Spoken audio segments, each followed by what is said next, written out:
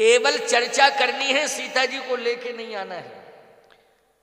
तो कंडीशन ये है कि मैं लेके भी नहीं जा सकता हूं। अब सोच रहे हैं हनुमान जी बैठे बैठे समाधान क्या है। सीता माता को ले जाना समाधान है, या अग्नि सीता माता के लिए समाधान है, या तारागण सीता माता के लिए समाधान है, या सीता माता के लिए हनुमान तुम सीता माता को लेकर के जाके प्रभु के हाथों में सौंप दो, ये समाधान है।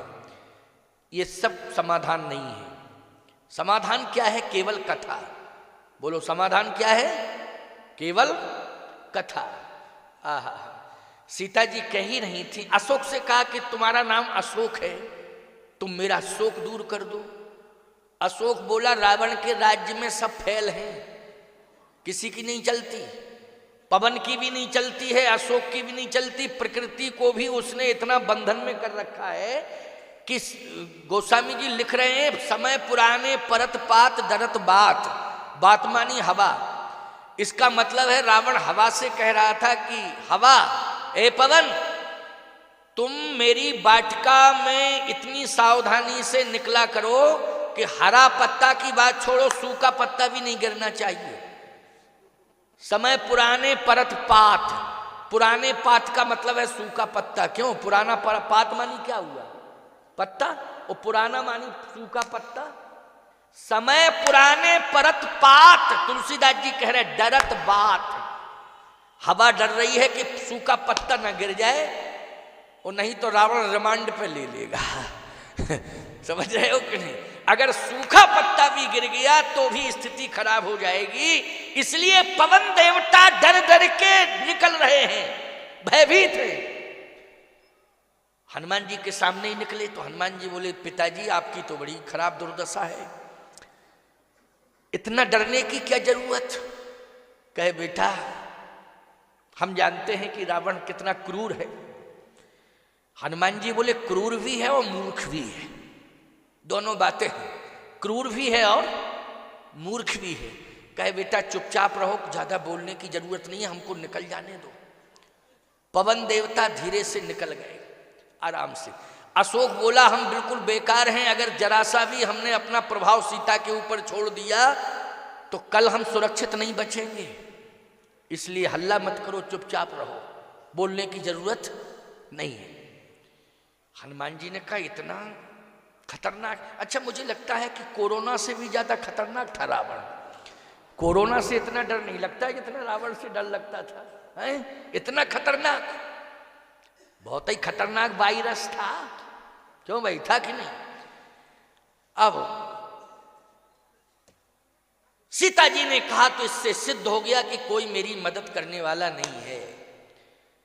उसी समय हनुमान जी महाराज आहा, रामचंद्र गुण। किसी ने एक बात और कही हनुमान जी से, एक काम करो, आप आ ही गए हो तो सीता माता के सामने चले जाओ और उनको पूरी तसल्ली दे दो, और जब आपकी तसल्ली भरे शब्दों को सीता माता सुनेंगी तो कितना सुख होगा। हनुमान जी बोले समस्या ये है कि अयोध्या में एक फोटो है बंदर का। जब आई थी सीता माता तो फोटो को पहली बार देखा था, चित्रलिखित कभी देख डराती, बंदर की फोटो पहली बार देखी तो 4 घंटा बेहोश रही। केवल फोटो, दशरथ जी को फोटो हटानी पड़ी, वो हटा फोटो, ये बड़ी खतरनाक फोटो, चित्र केवल चित्रलिखित कभी देख डराती। तो हनुमान जी बोले फोटो देख करके 4 घंटा बेहोश रही, हम तो ओरिजिनल हैं। और फिर लंका में वैसे भी रो रही हैं, और अगर हम कहीं सामने पहुंच गए तो पता नहीं माता जी की क्या स्थिति होगी, इसलिए इतनी बड़ी भूल मैं नहीं कर सकता हूं, फिर क्या होगा। हनुमान जी ने कहा कि विकल्प यही है कि इस समय माता सीता के दुख का अंत हो सकता है, व्यथा दूर हो सकती है, समस्या का समाधान हो सकता है। तो राम कथा क्या है समाधान? राम कथा, राम कथा सुनाना चाहिए। रामचंद्र गुण बरने लागा तो सुनते हैं सीता कर दुख भागा। जैसे ही भगवान राम की कथा हनुमान जी ने सुनाई, सीता जी ने कान किए, अरे ये पीयूष, ये अमृत, ये कहां से आ रही है अमृत की धार। कान लगाए, कान के माध्यम से ही तो कथा सुनी जाती है, बोलो भैया। कान लगाए, लागी सुने श्रवण मन लाई, मन लगा के कथा सुनने लगी। तो पहले मन किसमें था? व्यथा में मन लगा था। किसमें मन लगा था? व्यथा में, समस्याओं में मन घिरा हुआ था। लेकिन अब मन कहां लग गया? कथा में। जितने लोग तुम सब यहां बैठे हो, बोलो सबका मन किस में लगा है? कथा में। और घर जाते हो तो मन किस में लगता है? बोलो भैया, घर जाते हो तो मन व्यथा में लग जाता है। लग जाता है कि नहीं? और ज्यादा लेट जाओ, मान लो पत्नी साथ में आई तब तो ठीक है, पत्नी अगर साथ में लाए हो तब तो खैर बहुत ही अच्छी बात है, बच्चों को लाए हो तो बहुत ही अच्छी बात है। लेकिन अगर अकेले आए हो और पत्नी अगर धार्मिक प्रवृत्ति की नहीं है और घर जाके लेट पहुंचोगे तो बहुत देर बाद तो किवाड़ खुलेंगे। क्यों भाई? खूब कहते रहो और किवाड़ भी खुलेंगे। और कहीं तुम भूल कर गए कि हम भोजन करके नहीं गए थे, भोजन करना है, खाना पीना करना है, भोजन करना है, तो तुमने कहीं पत्नी से कह दिया है कि भोजन है तो खिला दो, तो तुरंत कहेगी 12:30 1 बजे रात को रखा है, खाना हो तो खाओ, नहीं पढ़ के सो जाओ, दिमाग खराब मत करो, है? और कहीं अगर तुमने जिद ही कर दी कि नहीं नहीं भोजन कराना पड़ेगा तुम्हें, क्यों नहीं कराओगी भोजन? मैं तुम्हारा पति हूं, तू मेरी पत्नी, पत्नी भोजन नहीं कराएगी तो कौन भोजन कराएगा? तो भोजन करा। तो तुरंत कहेगी, ये बताओ इतनी देर तक कहां रहे? कहां रहे? स्वामी शिवानंद विद्यापीठ गौसेवा आश्रम में रहे? क्या करते रहे? कथा सुनते रहे। कौन सुनाता रहा कथा? जगत गुरु जी सुनाते रहे। तो तुरंत कहे जगत गुरु को बुलाओ, वही परसे वही खिलावे। जब इतनी देर तक बोलते रहे जगत गुरु, क्यों भाई? उसमें संस्कार नहीं है, इसलिए समझ में बात है, उसमें संस्कार नहीं है इसलिए इसी भाषा का वो प्रयोग करेगी। लेकिन भैया छत्तीसगढ़ में ऐसी बात नहीं है, छत्तीसगढ़ में ऐसी बात नहीं है। छत्तीसगढ़ में तो माताएं भी बहुत अच्छी संख्या में आई हैं। बोलो आई है कि नहीं? ये मातृशक्ति कम है क्या इतनी रात्रि में? देखो, और ऐसे कथा सुन रही हैं। वैसे तो 2-4 एक साथ बैठ जाएं तो हल्ला भी मचाएंगे, शांति से नहीं बैठेंगे। लेकिन इतनी संख्या में बैठी हैं कि 2-4 10 नहीं, सैकड़ों की संख्या में बैठी हैं। लेकिन ऐसे बैठी जैसे दुकान में संगमरमर की मूर्ति रखी हो। बहुत सारी मूर्तियां नहीं रखी रहती हैं, बिल्कुल ना हिलती हैं, ना डुलती हैं, ना बोलती हैं। क्यों भाई? तो प्यारे, ध्यान से सुनना, जरा समझने की कोशिश करना।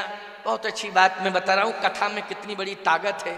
अंतिम 8 मिनट, क्योंकि 12:30 बजने वाले, 12:30 ही तो बजने वाले हैं। 8 मिनट कम, 12:30। 12:30 मानी तुम जानते हो कि बहुत टाइम होता है, कम नहीं होता है। भाई आप लोगों ने माल्यार्पण किया, चार पादुका पूजन हुआ, ये भी तो कार्यक्रम में ही जोड़ा जाएगा। जब से हम बैठे हैं तब से इसको नहीं जोड़ा जाएगा, है? इसको भी जोड़ा जाएगा, जोड़ना चाहिए इसको, है? ये समय सार्थक समय माना जाता है। क्यों भैया? पूजा अर्चन कर रहे हो, सार्थक समय माना जाता है कि नहीं माना जाता? भगवान का चरण पादुका का स्तवन किया, दर्शन किया आपने, संत बैठे हैं घंटों से दर्शन कर रहे हैं, इससे बड़ी बात और क्या हो सकती है? ये आपके जीवन का सौभाग्य है, भाग्य नहीं, सौभाग्य है। भाग्य से तो आपको धन संपत्ति मिल जाती है। क्यों भैया? भाग्य से क्या संपत्ति मिल जाएगी? भाग्य से आपको कोई राजनीतिक पद मिल जाएगा, भाग्य से आपको कोई बहुत अच्छी नौकरी मिल जाएगी, प्रशासनिक सेवा से आप जुड़ जाएंगे। लेकिन जब संत का दर्शन हो जाए, वो संत वाणी सुनने को मिल जाए, उसी समय भाग्य सौभाग्य में बदल जाता है। तो यहां आप सबका भाग्य नहीं, सौभाग्य है। क्या है? सौभाग्य। ये बहुत बड़ी बात है। तो आइए सुनिए जरा, 8 मिनट की बात सुन लो। ध्यान से। हनुमान जी ने कहा कि एक ही विकल्प है कि कथा सुनाए, और सीता जी ने कथा सुनी। ओ ऐसी सुनी कथा कि सुनने में मन लग गया। मन कहाँ लग गया? कथा सुनने में। पहले मन लग रहा था कि तारा तुम अग्नि बन जाओ, त्रिजटा तुम आग ले आओ, क्यों यही मन जा रहा था ना। लागी सुने श्रवण मन लाई,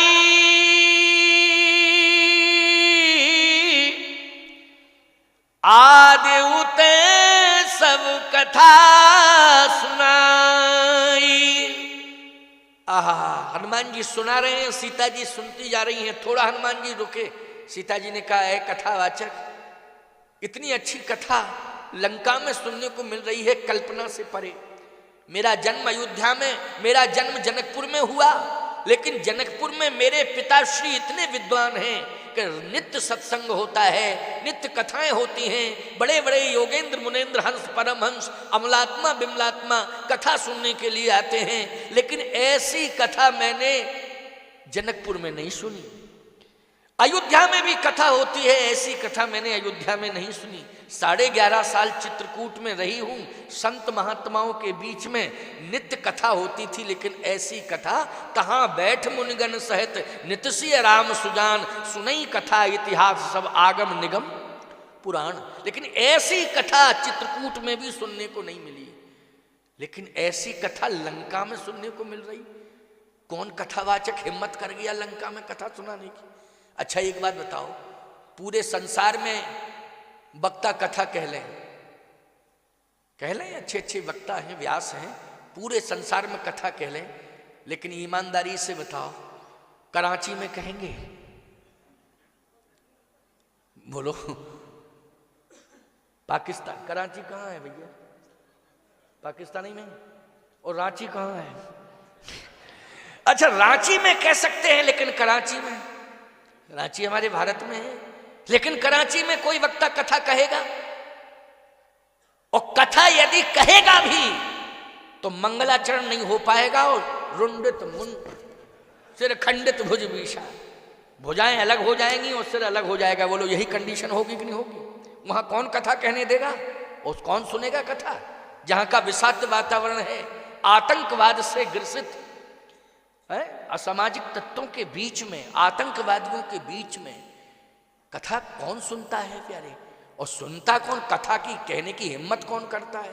कौन हिम्मत करेगा कि वहां कथा कहे? सीता जी कहती लंका में हिम्मत किसकी पड़ गई कथा कहने की? और फिर कथा भी हो रही है तो साधारण नहीं, बहुत उच्च कोटि की कथा। निश्चित है कि कथावाचक बहुत ही हिम्मती है, कथा भी सुंदर और कहने वाला भी कहा हिम्मती। हनुमान जी बोले हाँ हिम्मती तो मां हो सकता है, कथा आपको सुंदर लग सकती है, आप तो सुनो। कहे भैया कथा खूब सुनी और सुनाने वाले तुमने खूब कथा सुनाई, लेकिन मेरी इच्छा ये है कि कथा इतनी सुंदर है तो कथावाचक मेरे सामने क्यों नहीं आता है? सामने आके सुना दे मुझे, छिपके क्यों सुना रहा है कथा? हनुमान जी बोले इसलिए कि कथा ही कथा सुंदर है, सुनाने वाला तो बंदर है, इसलिए नहीं आ रहा हूं माता जी कि सुनाने वाला बंदर है, कथा ही कथा सुंदर है। देखो सीता जी के भय को कथा ने दूर कर दिया। बोलो सीता जी के भय को किसने दूर किया? कथा ने। लंका में भयभीत थी, अयोध्या में चित्र देख करके भयभीत थी, चित्र लिखित कभी देख डराती। अयोध्या में चित्र देख करके भयभीत थी बंदर का, और लंका में राक्षसों के बीच में भयभीत थी। लेकिन विचार करना कथा ने सीता जी का भय दूर कर दिया कि नहीं किया? दूर कि नहीं किया भय? लागी सुने श्रवण मन लाई, आदहुते सब कथा सुनाई। सीता जी कहती हैं भैया तुम कुछ भी हो, कोई भी हो, लेकिन मेरे सामने आ जाओ। हनुमान जी ने कहा बंदर हूं, क्लियर बोल रहा हूं माता जी, बंदर हूं। सीता जी ने कहा तुम बंदर हो, लेकिन तुम्हारी कथा इतनी सुंदर है, चेहरे से तुम बंदर हो। सीता के सामने रूप का महत्व नहीं है, सीता के सामने रूप का महत्व नहीं है। सीता के सामने, राम के सामने, सीता राम के सामने अगर महत्व है तो रूप का महत्व नहीं है, चरित्र का महत्व है। तुम चरित्रवान हो, तुम्हारे जैसा संसार में कोई चरित्रवान नहीं है, इसलिए तुम प्रकट हो जाओ मेरे सामने। इससे सिद्ध हो गया कि किसकी पूजा होती है? चरित्र की पूजा होती है। कीमत किसकी होती है? चरित्र की कीमत होती है। ईमानदारी से बताओ, सम्मान किसका होता है? बोले चरित्रवान का होता है। भगवान भी चरित्रवान का सम्मान करता है। सीता माता ने कहा कि तुम तो प्रकट हो जाओ। हनुमान जी ने कहा माता जी आप कह रही हैं बार बार, तो मैं आपके कहने से आ रहा हूं, लेकिन क्षमा करना, जो मेरा रूप है वही रहेगा। कहे वही तो, जो वास्तविक रूप है वही रूप लेकर के आओ। निर्मल मन जन सो मोहि पावा, मोह कपट छल छिद्र न भावा। जो रूप है वही रूप लेके आओ। क्यों भैया, मैंने आपको क्या बताया था? यही तो बताया था कि रूप श्रृंगार का संबंध सुविधाओं से है। क्यों भाई? सुविधा, संसाधन आदि आदि बोलो श्रृंगार के लिए प्रेरित करते हैं कि नहीं करते हैं? जिनके पास सुविधाएं हैं वही श्रृंगार कर रहे हैं।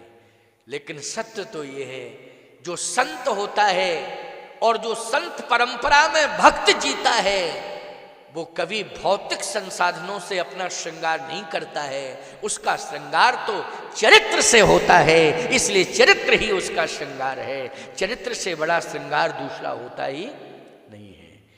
आज हनुमान जी महाराज का जो श्रृंगार है ना, वो चरित्र का श्रृंगार है। और चरित्र लेकर के हनुमान जी प्रकट हुए। जितेंद्रियम बुद्धिमताम वरिष्ठम। ऐसा चरित्रवान संसार में कौन होगा? जैसे प्रकट हो गए तो सीता जी ने कहा कि तुम्हारा परिचय, कथा तुम ही कह रहे थे? हाँ। कहां से आए हो? परिचय क्या है? हनुमान जी बोले राम दूत में मातु जानकी, सत्य शपथ करुणा निधान की। मैं सौगंध खा के कहता हूं रामदूत हूं। अच्छा, रामदूत हो तुम? केवल तुमको यही सेवा मिली है, सूचना देना? कहे नहीं माता जी, जो आदेश होता है उसका पालन करता हूं, सेवा भी करता हूं। प्रभु ने आदेश दिया चले जाओ, मैं यहां चला आया आपके पास। अच्छा अच्छा, ये मुद्रिका जो मुझे मिली है क्या तुम ही लाए हो?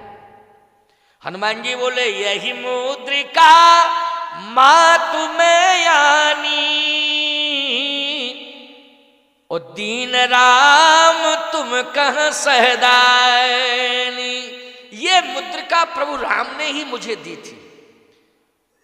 अच्छा अच्छा अच्छा, तो मुद्रिका लेकर के तुम आए हो, रामदूत हो? हाँ, रामदूत हो। किस लिए भेजा है मेरे पास? क्या कथा सुनाने के लिए कि कथा सुना के आना? हनुमान जी बोले नहीं, कथा का प्रोग्राम तो एकाएक बन गया। नहीं, यहां वातावरण कहां था कथा का? कथा यहां कौन सुनता और कौन सुनावे कथा? फिर कहे यहां आकर के माता जी आपको देखा तो मूड बन गया कथा कहने का। अच्छा, तुम मेरे पास क्यों आए हो? कहे मुद्रिका लेके आया हूं। मुद्रिका लेके तुम आए हो, लेकिन इस मुद्रिका का उद्देश्य क्या है? ये मुद्रिका का उद्देश्य क्या है? हनुमान जी ने कहा माता जी बतावें। जीवन में अगर दो बातों को कोई स्वीकार कर ले तो सत्य कहता हूं भय से मुक्त हो जाएगा। वो कौन कौन? या तो राम कथा या राम का नाम। क्यों भैया? राम का नाम या राम की कथा। तो मैंने आपको राम की कथा सुनाई, और ये मुद्रिका आपको इसलिए दी है, प्रभु ने भेजी है कि ये मुद्रिका देखने में लग रही है, लेकिन राम नाम अंकित अति सुंदर है, इसमें राम नाम अंकित है। तो सीधी सी बात यह है कि राम का नाम और राम की कथा, इन दोनों ने ही आपके भय को मुक्त कर दिया। जबकि मुद्रिका हाथ में ली थी भैया, तो कपिकर हृदय विचार दीन मुद्रिका डारतव जन शोक अंगार लीन हरस उत्कर गयो चकित चितौ मुद्री पहचानी हरस विषाद हृदय अकुलानी। मुद्री को देख करके घबरा गई, अकुला गई, हरस। ये मुद्री जीत को सके अजय रघुराई, माया तेस रच नहीं जाई, सीता मन विचार कर नाना। अनेक प्रकार की भ्रांतियां हो रही थी। तब हनुमान जी ने कहा अकेले राम नाम से काम नहीं चलेगा, राम कथा भी सुनानी पड़ेगी। राम कथा, एक बात बताएं भैया, एक सिक्का होता है, सिक्का होता ना, उस सिक्के में पहलू दो होते हैं कि नहीं होते हैं? है? होते हैं। एक सिक्के पर 10 का अंक बना है या 5 का अंक बना है, क्यों बना है, या 1 का बना या 2 का बना। दूसरी तरफ कोई ना कोई अशोक सम्राट आदि आदि अशोक का चिन्ह बना है, या मंगलयान वगैरह क्या क्या बनते हैं। अब आजकल तो बनने लगे ना, पहले लोकसभा बनती थी, लोकसभा दिल्ली की बनी थी, कुछ सिक्कों पर, नोटों पर बनी थी, अब मंगलयान बन गया है। अनाज, सिक्के पे अनाज बना है, अनाज तो कागज के पे भी बना होगा, किसी न किसी नोट पे तो बना होगा, क्योंकि बिना अनाज के तो पैसा ही बेकार है सब। अनाज से ही तो पैसा आता है, कहाँ से आता है? नोट आता है तो किससे आता है? अनाज से आता है। कुछ ना कुछ चिन्ह बना रहता है। सिक्के के 2 पहलू होते हैं। अगर एक पहलू गड़बड़ हो जाए तो सिक्का खरा माना जाएगा कि खोटा? सिक्का खरा नहीं, खोटा माना जाएगा। अगर दोनों पहलू सुरक्षित हैं तो सिक्का खरा है, बोलो है कि नहीं? ऐसे इन कागज के नोट में भी दोनों तरफ प्रिंट यदि सुरक्षित है तो बोलो भाई वो नोट मार्केट में कागज का टुकड़ा नहीं माना जाएगा, वो नोट माना जाएगा। और उसमें भारतीय गवर्नर का हस्ताक्षर भी होता है ना कि मैं धारक को 100 रुपया अदा करने का वचन देता हूँ, मल्होत्रा या पटेल, पता नहीं क्या क्या कुछ है, रमणम, कुछ ऐसे होते थे ना, गवर्नर हुए हैं ना रिजर्व बैंक के, बदलते रहते हैं। तो इस तरह से भैया दोनों पहलू सुरक्षित होना चाहिए। हमारे जीवन में भी केवल एक ही पहलू न रहे। हमारा जीवन खरा तब माना जाएगा जब जिह्वा पर राम का नाम हो और कान में राम की कथा हो, तो हमारा जीवन खरा जीवन माना जाएगा और हमारा जीवन सुरक्षित माना जाएगा। माना जाएगा कि नहीं?